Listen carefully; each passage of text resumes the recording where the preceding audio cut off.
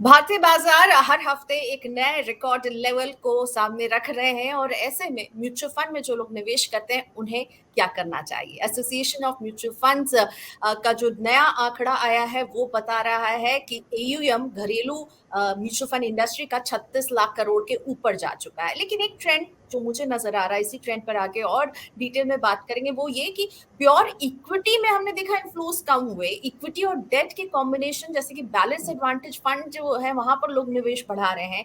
साथ ही में passive investing, ये जो है हर तरफ इसकी बात हो रही है और दिख रहा है कि इंडेक्स और ईटीएफ्स जो होते हैं, जो पैसिव इन्वेस्टिंग के दो बड़े इंस्ट्रूमेंट है, वहां पर इन्फ्लोस बढ़ा है।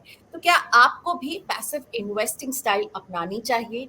क्या होती है पैसिव इन्वेस्टिंग और आपके पोर्टफोलियो का ये हिस्सा कैसे बने?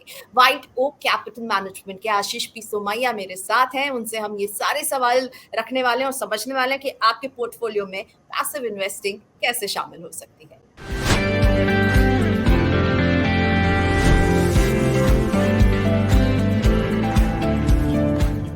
हाय आशीष, थैंक यू सो मच, आपने मनी 9 के लिए वक्त निकाला। सबसे पहले तो बाजार जिस तरह से भाग रहे हैं, जो अगला उसका पड़ाव रहता है, जो 1000 का डिफरेंस रहता है, वो भी बहुत जल्दी जल्दी जो है वो वहां पर पहुंच रहे हैं और लग रहा जिन लेवल्स पर है वहां से लग रहा थोड़ा सा कूलिंग ऑफ भी आ सकता है।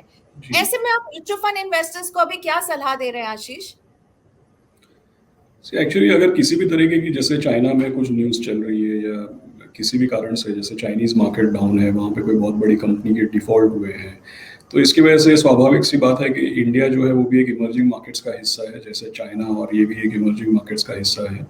तो चाइना में जिस तरीके का अभी माहौल है, उसकी वजह से फ़र्ज़ कीजिए कि अगर इमर्जिंग मार्केट्स में पैसा कम आता है या किसी तरह की गिरावट आती है और इसके चलते अगर इंडिया में भी जैसे आज थोड़ा वीक है मार्केट, तो अगर इंडिया में भी जैसे इस तरीके की गिरावट अगर रहती है, तो हमारे लोकल इन्वेस्टर्स के लिए अच्छा है, क्योंकि ऐसा कोई भी करेक्शन जो हमारी वजह से नहीं हुआ है और किसी बाहर के कारणों की वजह से करेक्शन मिल रहा है, तो उससे हमको भी पार्टिसिपेट करने का एक मौका मिल रहा है। और वैसे भी पिछले महीने 2 महीने में जितने भी निवेशकों से या जब भी बात हुई है, तो ऐसा नज़र आ रहा है कि लोग तो करेक्शन का इंतज़ार कर रहे हैं कि कब थोड़ा पैसा लगाया जाए। तो एक तरीके से कोई भी करेक्शन जो है वेलकम रहेगा और अगले 2-3 महीने में मुझे ऐसा लगता है अगर इस तरीके की वीकनेस रही, जैसे इसके बाद रिजल्ट सीजन होगा तो रिजल्ट्स भी देखेंगे किस तरीके के आएंगे, तो अगले थोड़े दिनों में ऐसा लगता है कि वीकनेस रहेगी, लेकिन इस वीकनेस का फ़ायदा उठाना चाहिए और जो लोग पार्टिसिपेट करना चाहते हैं उनको तो ये मौका अच्छा है। और म्यूचुअल फंड में जो लोग निवेश करते हैं उनको आप अभी क्या सलाह दे रहे हैं?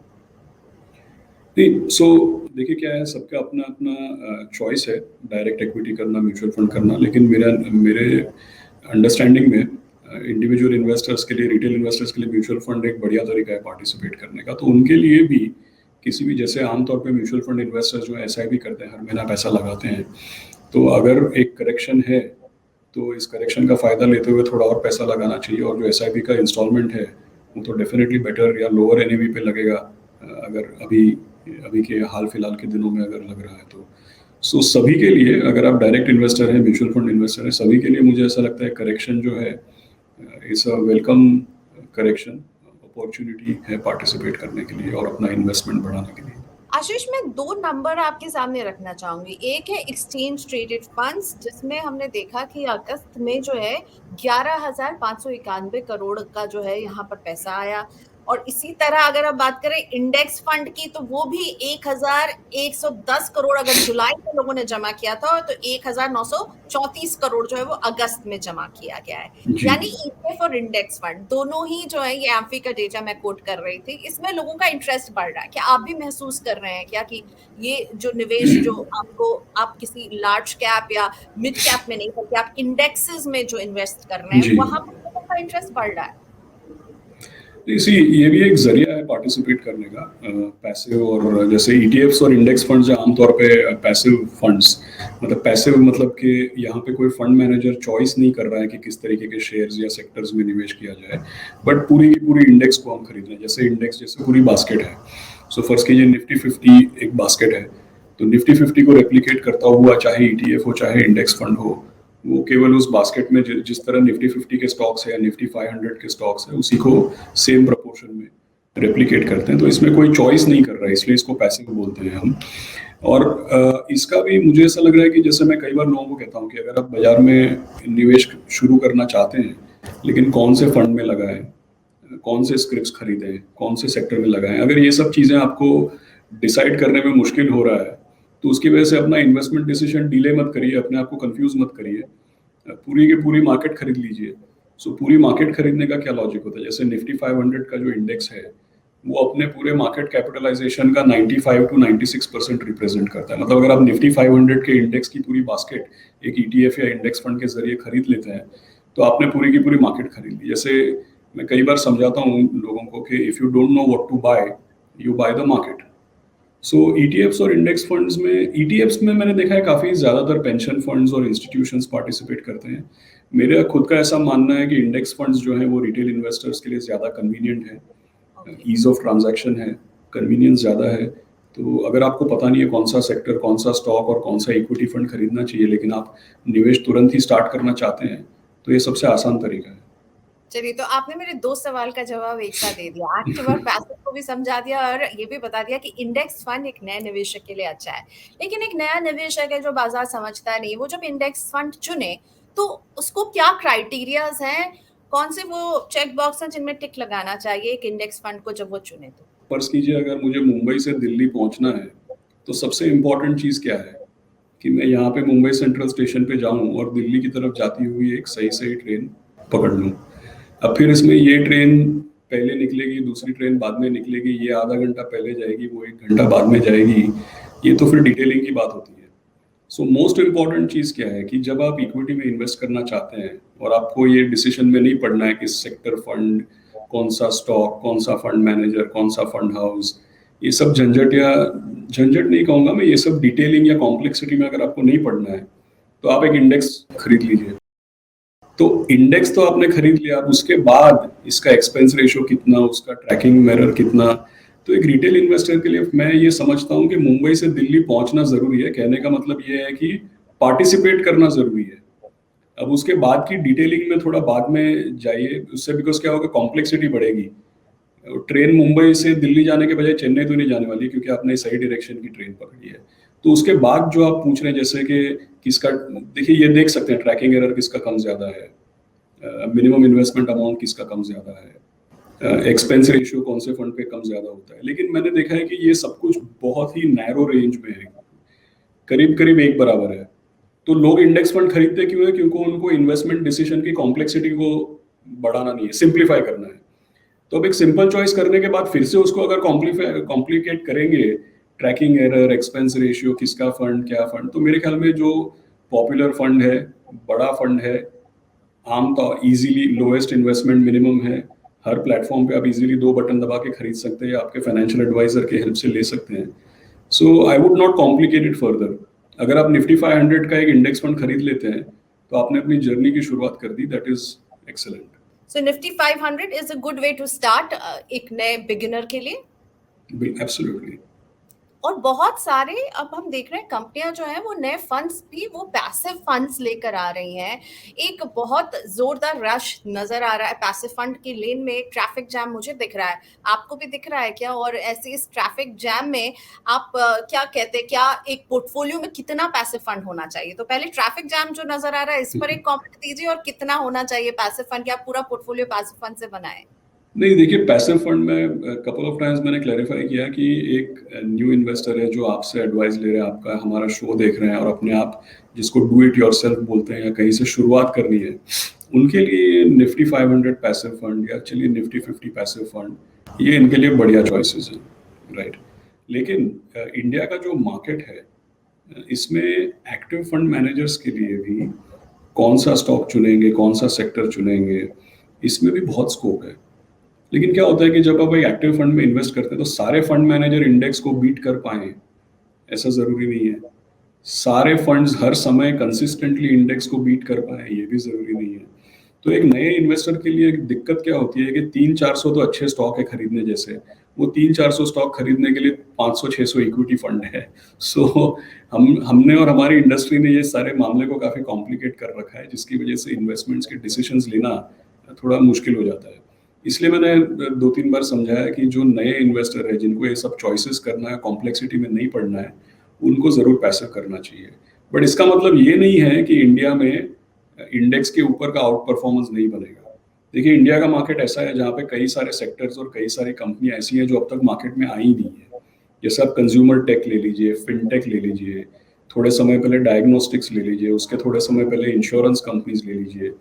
तो हम तो ऐसी कंट्री में हैं जहाँ पे सबसे पहले इंश्योरेंस कंपनी अभी अभी 3 साल पहले लिस्ट हुई है। तो हमारी कंट्री में काफ़ी सारे ऐसे सेक्टर्स हैं जो अब तक मार्केट तक पहुंचे ही नहीं है, अभी भी अनडिस्कवर्ड या अंडर डिस्कवर्ड कहूँगा मैं मार्केट को। तो एक्टिव के लिए काफ़ी स्कोप है, लेकिन पैसिव मुझे लगता है सिंप्लीफिकेशन के लिए बहुत अच्छा है। और मुझे लगता है ये टाइम है जब सभी लोग निवेश करना चाहते हैं, और जो लोग शुरुआत करना चाहते हैं, जैसे आपने कहा एक सिंपल प्रोडक्ट जिससे आप शुरू कर सकें, पैसिव एक अच्छा विकल्प है। पर ये बताइए कि लार्ज कैप जो है रिटर्न देने के मामले में पीछे रह जा रहे हैं, और इसीलिए पैसिव जो है उनका हम्म, रिटर्न ज्यादा अट्रैक्टिव लग रहा है। ऐसा क्यों हो रहा है, और क्या लार्ज कैप को हम रिप्लेस कर लें पैसिव से अपने पोर्टफोलियो में? ये भी अच्छा सुझाव है जो आप बता रहे हैं, उससे मैं काफ़ी हद तक सहमत हूँ। क्योंकि लार्ज कैप जो है, इसको तो हमने डिफाइन कर दिया कि लार्ज कैप का जो पूरा स्पेस है उसमें केवल मार्केट कैपिटलाइजेशन की अगर आप रैंक करेंगे तो ऊपर की रैंक में जो 1 to 100 है वही केवल लार्ज कैप है। और लार्ज कैप म्यूचुअल फंड्स में एक तरीके से रूल बन गया है कि ज़्यादा से ज़्यादा पैसा वो इन्हीं स्टॉक्स में लगाएंगे। तो जब सारा का सारा लार्ज कैप पैसा इन्हीं स्टॉक्स में लगना है, तो उसमें फिर चूज करना, आउट परफॉर्मेंस जनरेट करना, ये एक लेवल तक थोड़ा फंड मैनेजर्स के लिए डिफिकल्ट हो सकता है। सो आई एग्री जो आपका सजेशन है कि अगर आप पैसिव, एक तो स्टार्टिंग पॉइंट सिंप्लीफिकेशन के लिए बढ़िया है, और लार्ज कैप्स का जो एलोकेशन है उसको पैसिव में ज़रूर कर सकते हैं। और खर्चे के मामले में एक्टिवली मैनेज फंड से पैसिव फंड मुझे सस्ता भी पड़ेगा? पैसिव फंड्स, हाँ, पैसिव फंड्स जो परसेंटेज जो एक्सपेंस रेशियो होता है उसमें आमतौर पर पैसिव फंड्स जो हैं वो एक्टिव फंड्स के मुकाबले चीपर होते हैं। ठीक है, तो फीस उसकी अपने कम होती है। पोर्टफोलियो का, ओके हाँ, एक्सपेंस रेशियो कम होता है, उसके अपने पोर्टफोलियो का कितना हिस्सा मुझे पैसिव फंड में एक इन्वेस्टर को रखना चाहिए? सी दो अपने पोर्टफोलियो, इक्विटी पोर्टफोलियो के दो कंपोनेंट्स हैं जिसको आप पैसिव में लगा सकते हैं। सबसे पहला जो मैंने बताया कि अगर आपको चॉइस नहीं करनी है, कॉम्प्लिकेट नहीं करना है, तब तो आप चॉइस कर सकते हैं कि भाई पूरा ही पैसिव में लगा दो, बट दैट वुड बी उसको हम स्टार्टिंग पॉइंट कहेंगे। आगे जाकर के जैसे जैसे आप चूज करना सीखते हैं, आपकी समझ थोड़ी बढ़ती है, आप फंड मैनेजर, स्टॉक सेक्टर या आइडेंटिफाई करना अपने किसी एडवाइजर के हेल्प से या अपने खुद के बलबूते पे आप समझने लगते हैं जब ये सब चीज़ें, तो उसके बाद दो कंपोनेंट पोर्टफोलियो के हैं जो मैं सजेस्ट करूंगा जिसको आप पैसिव में लगा सकते हैं। एक तो जैसा प्रियंका आपने बताया कि लार्ज कैप्स में पैसिव को यूज़ किया जा सकता है, और दूसरा मेरा ऐसा मानना है कि जब इंडियन इन्वेस्टर्स इंडिया के बाहर इन्वेस्ट करते हैं तो उसका भी पैसा पैसिव में लगा सकते हैं। जैसे नैस्डैक है, S&P 500 है, या कोई ग्लोबल इक्विटी फंड्स हो सकते हैं। तो मुझे ऐसा लगता है कि इंटरनेशनल एक ऐसा है जहाँ पे स्कोप हो सकता है पैसिव करने का, और एक लार्ज कैप में भी हो सकता है। ठीक है, इंटरनेशनल में पैसिव जाने का एक अच्छा आइडिया हो सकता है आशीष, लेकिन ये बताइए एक पोर्टफोलियो में अगर मैं बोलूं, कितना हिस्सा आप कहते हैं कि आप सेफली एसेट एलोकेशन के लिहाज से आप पैसिव को की तरफ हाँ, डेडिकेटेड रखें? 30 to 40%, इक्विटी 30, कंपोनेंट का 30 to 40%। जी। ओके, 30 to 40% जो है आप रखिए पैसिव की तरफ। ओके, सो पैसिव में जो लोग इन्वेस्ट करते हैं उनके लिए कोई फाइनल संदेश आपकी तरफ से आशीष? सी जैसा मैंने बताया कि पैसिव में अगर आप इन्वेस्ट करते हैं तो ऐसे इंडेक्स, मेरा ऐसा मानना है कि पैसिव में बहुत नैरो या बहुत ही नीश एरियाज में नहीं जाना चाहिए।